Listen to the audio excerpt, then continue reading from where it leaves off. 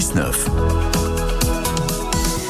L'actualité politique à la une ce matin après le premier week-end du gouvernement Attal. Invité à 7h45, Bleuette, c'est le sénateur centriste de Haute-Savoie, vice-président du Sénat et conseiller municipal à Marnard. Bonjour Loïc Hervé. Bonjour. Vous rentrez d'Israël, vous étiez en déplacement dans le contexte de guerre entre Israël et le Hamas. Vous êtes membre du groupe d'amitié France-Israël. On va en parler dans un instant. Je voudrais qu'on aborde d'abord les questions de politique nationale. La polémique qui a animé tout ce week-end, les propos de la ministre des Sports et de l'Éducation qui a mis ses enfants dans le privé parce qu'il y a trop de non-remplacements dans le public. Vous comprenez cette polémique ?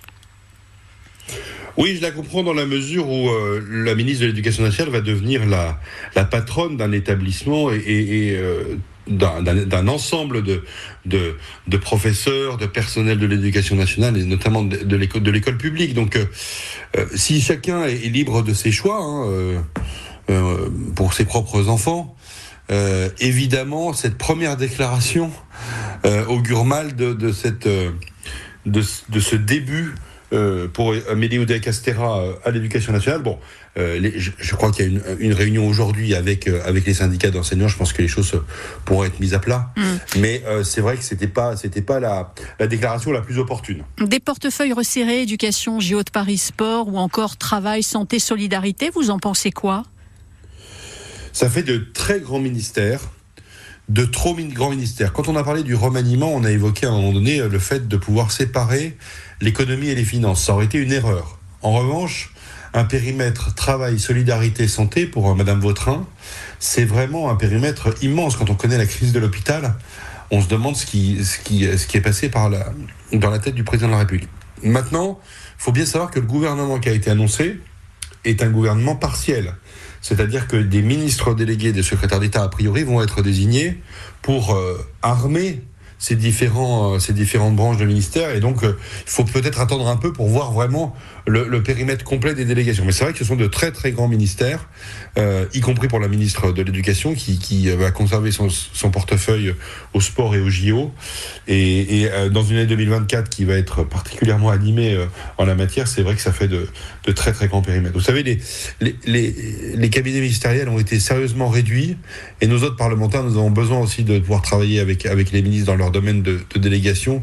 Et voir des ministères à périmètre trop large, c'est inquiétant. Et en même temps, vous savez, toujours les paradoxes, on veut avoir aussi un gouvernement resserré. Donc voilà, l'idée ce serait d'attendre quand même, je pense, la nomination complémentaire de l'autre partie du gouvernement. 7h48 sur France Bleu Pays de Savoie, des super ministères après ce remaniement. Qu'est-ce que vous en pensez justement ? 0806 00 10 10. Notre invité ce matin, le sénateur centriste de Haute-Savoie et vice-président du Sénat, Loïc Hervé. Vous rentrez d'un déplacement en Israël avec une quinzaine d'autres parlementaires. Je le disais, vous êtes délégué aux questions internationales, membre du groupe d'amitié France-Israël. Pourquoi faire ce déplacement, Loïc Hervé ?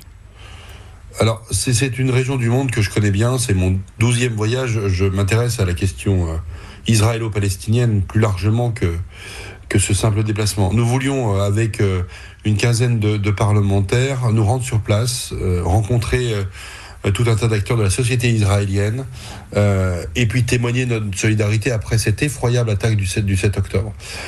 C'était important pour nous de le faire, le président du Sénat l'a fait avec les présidents de groupe juste avant Noël, et nous avons eu l'occasion en 3 jours de faire un certain nombre de rencontres. Je pense notamment, et c'est quelque chose qui me préoccupe beaucoup, à la question des otages, puisque nous avons encore 3 compatriotes français parmi les 130 et quelques otages détenus par le Hamas à Gaza.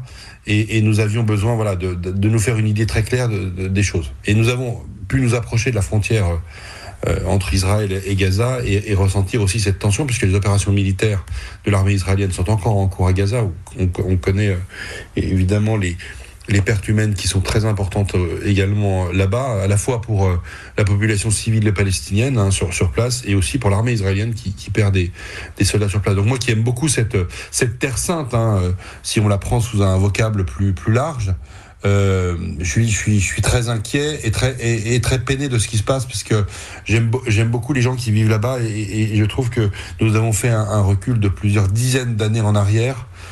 Et c'est difficile de dresser des perspectives optimistes dans l'immédiat. Oui, c'est ça. Pour l'instant, il n'y a pas d'issue. On ne voit pas d'issue, Loïc Hervé. Se dégrader rapidement, et ce qui ferait à ce moment-là 2 fronts dans la sous-région, ce qui est quand même très inquiétant. Oui, c'est ça. On ne voit pas d'issue pour l'instant à ce conflit. Ah non, il n'y a pas d'issue raisonnable à échelle de quelques mois ou années, puisque la situation ne peut pas s'améliorer malheureusement.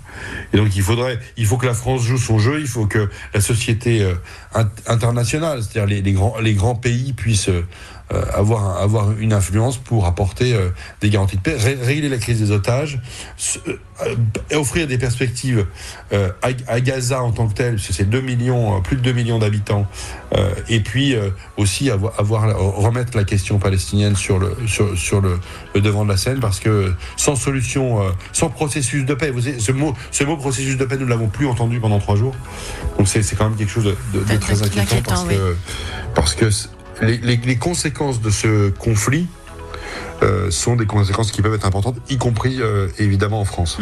Loïc Hervé, sénateur centriste de Haute-Savoie, vice-président du Sénat, conseiller municipal à Marne.